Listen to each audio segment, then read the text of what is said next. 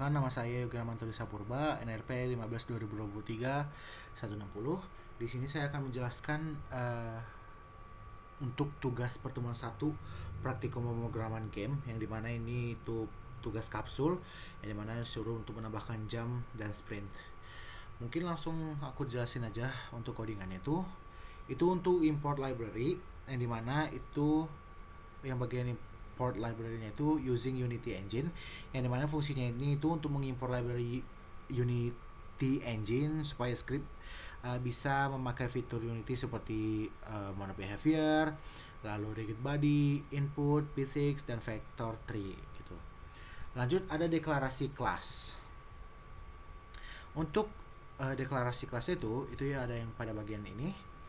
Jadi fungsinya itu untuk membuat kelas bernama input manager dan mono behavior, berarti script ini bisa dipasang ke game objek di Unity.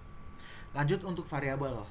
Nah, untuk variabel itu ada di bagian yang ini, dimana fungsinya ini itu tuh menyimpan komponen rigid body dari player supaya bisa menggunakan physics begitu. Dan di sini juga ada speed untuk kecepatan jalan normal playernya. Lanjut untuk fungsi move on atau pergerakan player, yang dimana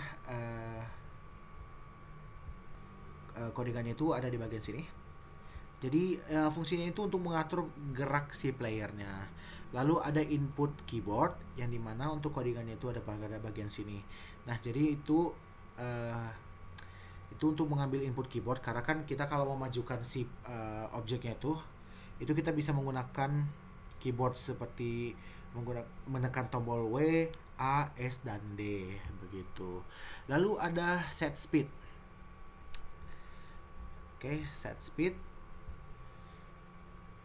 Nah, untuk yang set speednya itu ada di bagian sini, yang dimana ini speed awalnya itu normal. Oke, lalu ada untuk jika tidak ada inputan. Nah, untuk jika tidak ada inputan itu seharusnya ada, tapi ini tidak ada di sini gitu ya. Mungkin lanjut aja untuk menghitung arah si rotasi. Itu codingannya ada pada bagian yang ini, dimana fungsinya itu untuk menghitung sudut arah gerak player berdasarkan input keyboard gitu. Kalau misalnya kita pencet W maju gitu, A kiri, D kanan, S mundur gitu. Lalu ada rotasi halus atau smooth rotation. Nah, untuk codingannya itu ada pada bagian yang ini. Nah, yang ini. Yep. Oke, yang ini, yang mana fungsinya itu untuk membuat si rotasi jadi halus gitu. Jadi tanpa karakter ini mungkin si objek atau si player itu bakal patah-patah gitu. Lalu ada mengubah rotasi player. Nah, untuk yang codingannya itu ada pada bagian yang ini. Yang ini. Jadi mana itu tuh mengubah rotasi objek player pada sumbu Y. Jadi artinya akan menghadap arah geraknya lah gitu. Lalu ada menentukan arah gerak. Gitu. Untuk yang codingannya itu ada pada bagian bagian yang ini untuk bagian codingan yang untuk menentukan arah gerak. Jadi fungsinya ini itu untuk membuat vektor arah gerak player. Contoh arah itu kayak yang tadi, W maju, S mundur, A kiri, D kanan gitu. Lalu untuk yang sprint, nah yang untuk yang sprint itu ada pada bagian yang ini. Oke, jadi fungsinya ini itu sebenarnya untuk mempercepat si jalannya, untuk jalannya si objek atau si player inilah gitu ya. Jadi untuk bisa bikin cepatnya itu kita harus menekan tombol shift. Lanjut untuk menggerakkan player. Nah, untuk menggerakkan player itu ada pada bagian yang, nah itu tuh source codingannya itu ada RB add force, movement direction, normalize. Nah, pokoknya itu fungsinya itu untuk menggerakkan gaya pada rigid body supaya player bergerak gitu. Lalu ada yang untuk start. Nah, yang start itu ada pada bagian yang ini. Ya. Nah, jadi ini tuh fungsinya itu tuh mengunci kursor. Jadi kursor mouse tidak terlihat dan terkunci di tengah layar. Biasanya ini tuh untuk game FPS atau third person lah gitu. Lalu ada update. Nah, yang update itu untuk yang ini. Nah, jadi fungsinya ini tuh itu tuh memanggil check ground, jump dan move on. Lalu untuk check ground.